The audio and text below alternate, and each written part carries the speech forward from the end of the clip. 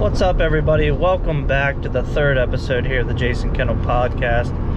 Happy Friday, everybody. Hope everybody had a good week. Got a holiday weekend coming up, so enjoy some time off. If you're working, you know, I know how it is. And that's what we're going to talk about in today's episode. But before we get into that, we're going to talk about if you are interested in one-on-one business coaching for hotshot trucking, you know, any kind of trucking related, just any kind of help you need. I do have a Patreon that is live, and you know, for $10 a month we can do one-on-one messaging back and forth. I respond to messages every day, and if you're unsure about some things, I'd rather you know, spend some time with me than make a mistake and end up costing you a lot of money, you know, putting your family, whatever, at risk of, you know, essentially being broke. But anyways, other than that, we do have some hotshot hauler hats still available. I did get another shipment in, and for $20 shipped in the United States, you can send one of those out to you.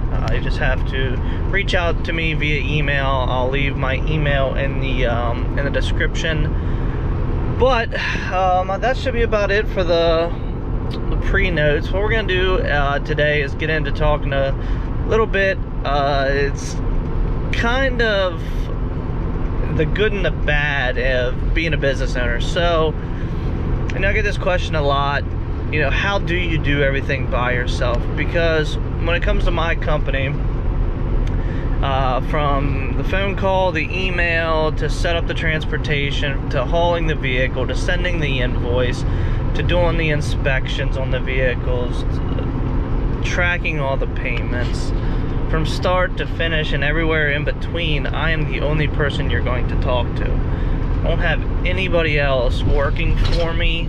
I don't have anybody else touching my paperwork. It's just the way I like it right now. I mean, as we scale up, things are going to have to change because I am not going to be able to do everything. And that's probably going to come down to getting out of the truck and doing more of the office side of things to spend time with the family. But people ask how I do it, and it's funny how when I first started, you know, I was driving 11-hour days. I was spending 4 or 5 hours on paperwork, and I just never felt like I was really getting ahead. Just felt like everything was constantly weighing on me. Like I always had something. I'm taking notes to remember to send invoices. I'm sure there's vehicles that I hauled that I never sent an invoice to, that I never got paid for, just because I got, you know, so far behind and wasn't really managing my time correctly. So as you know, as time goes on in the business, I really started to get the hang of everything, and the paperwork side of things is just natural nowadays. And I'm never behind. Don't send an invoice. Everything's just, you know, bang, bang, bang, from scheduling, transport, invoice, payment. It's just, you know, a simple, you know, procedure for everything. And that's really made things a lot easier on me here, which has cut down on the, you know, the paperwork side of things. Is for the transport side is, you know, 15-20 minutes a night, and it's done. Even if it's that, sometimes I'm already, you know, I've gotten a habit of just sending invoices as soon as the transport's done, so I don't forget. So it's gotten, you know, I've gained that 2, 3, 4 hours back a day, which I can focus into other avenues. And that's really what I've done here in the last, you know, say 6 months or so, as I've been growing the YouTube channel to over 5,000 subscribers, as I've been, you know, taking on some, you know, the one-on-one mentoring. That's added time to the day. You know, really just starting to, you know, buckle down and work on some other projects, other things I have coming here in the future, which you guys will, you know, eventually see. So gaining that time back has really given me an opportunity to, you know, focus my time and energy into other avenues, which is going to in turn, you know, make me more money. And that's what I'm trying to do. I'm trying to set up different revenue streams where I can step back from my business, out of the truck, and still have money coming in every which direction to support my family, set up my family for, you know, till the day I die. So things I've been working on here lately is obviously the YouTube channel. I've been working on, a couple brand deals, sponsorships, hopefully things that'll work out, both for me and the company that it will be stepping in to, pay me a fee to promote their products, even to just give them honest review on their products, which we have one coming up, which I think I'm going to schedule to release Saturday at 5 p.m. But had a little issue with some of the files, the video files. When I rendered the video, they were distorted, so I'm having to redo that over. So I'm hopefully told the company I'd have it out Saturday at 5, but we'll see. So I'd like to do more of that in the future. I do love, getting new products and reviewing those. So that's something I'm, working on setting up for the future. What else do we have? I have things in the background that are just running, that are making money every day. Things like affiliate links, which I'll be, more than happy to go into detail with people in YouTube videos or podcasts explaining all that. What an affiliate link is I use Amazon and sign up to be an affiliate for Amazon. You review a product, or you talk about a product, and if you get a special link which goes to that product, and if someone orders something, it doesn't even have to be that product, but if they do order that product, you get a commission. But if they end up going to Amazon from your link and ordering anything else, doesn't have to be something that you're promoting, you still get a commission off it, which is great. So that's running in the background. I'm just really trying to set up multiple income streams to, I think I don't know what the stat is percentage wise, but most millionaires and billionaires have at least 7 streams of income. So that's really what we're working on setting up. And that's the things I really like about being a business owner. It's really starting to, everything's really starting to fire at one time, and I see it in both, my daily routine, my happiness with the business, and then in turn, you see it in the bank account. So as of the last month or two, things have been really clicking well and going really well on the business side of things. Something that's not exactly a positive that's been going on in the background, it's having to say no to customers. So I've been unfortunately having to turn down some jobs just because of my situation with my wife being 8 months pregnant. I don't want to be out of town when she goes into labor, so I've been sticking close to the house, doing day runs, just so I can be there for, the birth of my first child. And I've had to turn down, a few regular customers, which have all pretty much understood because of the situation. But I'm having to turn away customers that, could potentially be a repeat customer, depending on, if I was able to haul their vehicles for them. So I'm in the works of, hopefully expanding.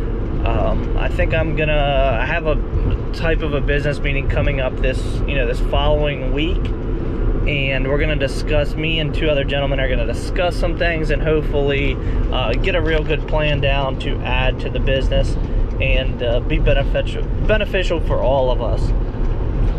So me having to turn away customers hasn't been the best, and it's really been weighing on me, but it comes down to priorities. What's more important to me is, being there for my wife and, being there for the birth of my first child. What else? Had a little bit of a situation that bugged me for a few days, and I didn't really want to talk about it because I'm not one to really boast or brag, or I don't do things just to get the recognition for it. I do it out of the kindness of my heart. So I had a lady post on Facebook that she needed help moving a 35-foot fifth wheel camper, and I was on one of the yard sale pages, and I was tagged by multiple of my friends and people I've done business with in the past, which I was great. I was very happy to see people recommending me, and I had the lady message me privately and discuss the rate and where it was from and to, and that's when I got into a little bit of a pro bono job, should I say. So they needed help. They're struggling financially, and a 35-foot camper was going to be where they were going to be living for the time until they got things figured out. So I said, you know what, I'm in a position to be able to help you. You're just 10 minutes away from my house. I'll do it for free. I'll come out and I'll take a look at it on whatever day, come out and take a look at it and figure this out. Which, when I said I needed to come out and look at it, the camper had been sitting, so I needed to make sure that that camper was roadworthy. And because I cannot risk my business over pro bono job. And that's one of the main reasons I really dislike pulling other people's trailers. But if if I do an inspection and everything's hunky-dory, we'll put it on the road and we'll go. So I get there, and the camper is in a spot that had been backed in up against like a shed beside a telephone pole, and now there was other objects in the yard that were going to be an issue. Non-running vehicles, lawnmowers, things like that were in the way. And I explained to them that for me to get this out, there was a tree that was going to either need to be cut down, or there was going to be multiple things that need to be moved. And unfortunately, I left there with a bad feeling and kind of guilt, because I felt bad, but I don't want to tear up my equipment. I don't want to get in a situation where once that's hooked to my truck, I'm committed. I'm pretty much committed to getting that from point A to point B, and I unfortunately had to step away from the job, and I don't know how it turned out for the lady, but I felt guilty. Kind of left it as, I don't know, I don't feel comfortable with this because of the tree and the vehicles, and I didn't even have a chance to get it out of the spot to really, I had grass growing up around it, to really get a look at the suspension and make sure it was roadworthy. So I felt guilty, and I hope she got that figured out. But that's just one side of being a business owner, that sometimes you can't do every job, and you just can't always be the good guy. If I would have got in there and hooked that up, and God forbid something would have happened going down the road and I totaled my truck, or it wasn't worth it for the good deed I was trying to do. And I don't think that the camper should have been on the road. It didn't have any lights, it didn't have any the tires were, I think the date on the tires was like 2010, so we were only going 10 miles down the road, but the tires are 10 years old. They've been sitting in the same spot for 5. The chance of having a blowout's very high. So that's just one of those negatives that out of the kindness of my heart, I showed up to do a job, and then things didn't work out, and I just, I sat there, and I don't know the people, so I just sat there and I waited for like a bad review or somebody bad-mouthing the company, just because I couldn't, I didn't feel comfortable, and I couldn't afford to, risk everything I've worked so hard for a situation like that. And by no means am I complaining, because I get asked all the time if I, had the opportunity, to go back to the dealership and, take all the stress of owning a business off my shoulders and make, $100,000 a year, would I do it? And honestly, I don't think I would ever go back to, let alone having a desk job, but working for somebody else. Just can't see me doing, as far as I've come, to take, that far of a step back and go back and work for somebody else. Not saying that, there's anything wrong with working for somebody else, but I'm to the point where, I'm starting to establish a name for myself, and it can only go from here. So the only thing I'm really frustrated about is that I didn't make the move sooner. And then all came down to me being scared. There's really no other explanation other than me just being scared of failure. I finally had to take the leap and go for it, and ever since then it's been great. Alright, so we're going to wrap this up simple. I'm going to try to keep all these episodes under a half an hour. But what I'm trying to say is, if you have a goal and you have something set, just go for it. You're never going to know if you're going to succeed until you do it. And I found that a lot of people, are comfortable in their 9-to-5s. They sit back and let everything happen and come to them. And then they never, they're miserable and they're never where they want to be in life. So the worst thing that can happen if you do try is you have to go back to that same old job and, draw a new plan and go from there. But you'll never know if you don't try. So if you have any doubt or, need any advice of how to get a business off the ground, it doesn't have to be transportation. You could want to do something else. But I can explain things to you. I can help you out. And, it's definitely worth the leap for me. Sometimes you don't succeed right away. You'll fail a few times and you'll figure things out.